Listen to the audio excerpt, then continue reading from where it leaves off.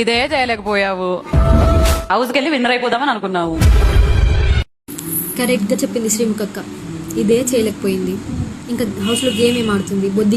బొద్దింకల్ని చూసి బల్లెల్ని చూసి అనేవాళ్ళని, అలాంటి ఆడవాళ్ళని బిగ్ బాస్లోకి తీసుకెళ్ళి ఏం చేయాలి వాళ్ళతోని? అందాన్ని చూసి, లేకపోతే వాళ్ళలో ఏదో సెన్స్ ఆఫ్ హ్యూమర్ ఉందని, లేకపోతే వాళ్ళు స్టైల్గా ఉన్నారని అలాంటి వాళ్ళని పంపరు బిగ్ బాస్లోకి. అలాంటి వాళ్ళని పంపకూడదు, సెలెక్ట్ చేయకూడదు కూడా. నా ఒపీనియన్ అయితే అదే. ఎంతో కష్టపడి లైఫ్లో అన్నీ చూసి, కష్టాలని చూసి, అన్నీ భరిస్తూ స్ట్రాంగ్గా నిలబడి, లైఫ్ అంటే ఇది కదా, ఒక ఆడది ఇలా ఉండాలి కదా అని చూపించే అంటే అలాంటి ఇన్స్పైర్ అయ్యే ఆడవాళ్ళని పంపించాలి బిగ్ బాస్లోకి. వీళ్ళు చాలా కరెక్ట్గానే సెలెక్ట్ చేస్తున్నారు, అది నాకు అనిపించింది. కానీ ఇలాంటి వాళ్ళని ఆ స్టేజ్ దాకా తీసుకొచ్చారు కదా, ఆ సెలెక్టర్లను అలాగే అసలు ఎలా సెలెక్ట్ చేశారు?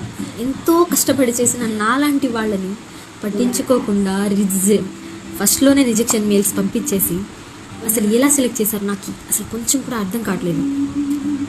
ప్లీజ్ ఒకసారి నా ఆడిషన్ వీడియో చూడండి. నేను నా పేజ్లో పిన్ చేస్తాను. ఎలా చేశానో చెప్పండి. అదొక్కటే కాదు, నేను 2-3 ఆడిషన్ వీడియోస్ చేశాను. అది జస్ట్ లాస్ట్లో చేసింది మాత్రమే, మిగతావి కూడా చేశాను. కానీ చాలా కష్టపడ్డాను. నా లైఫ్ స్టోరీని చూపించాలి, ఒక ఆడపిల్ల ధైర్యంగా నిలబడితే ఎలాగుంటుందో చూపించాలి అనుకున్నాను.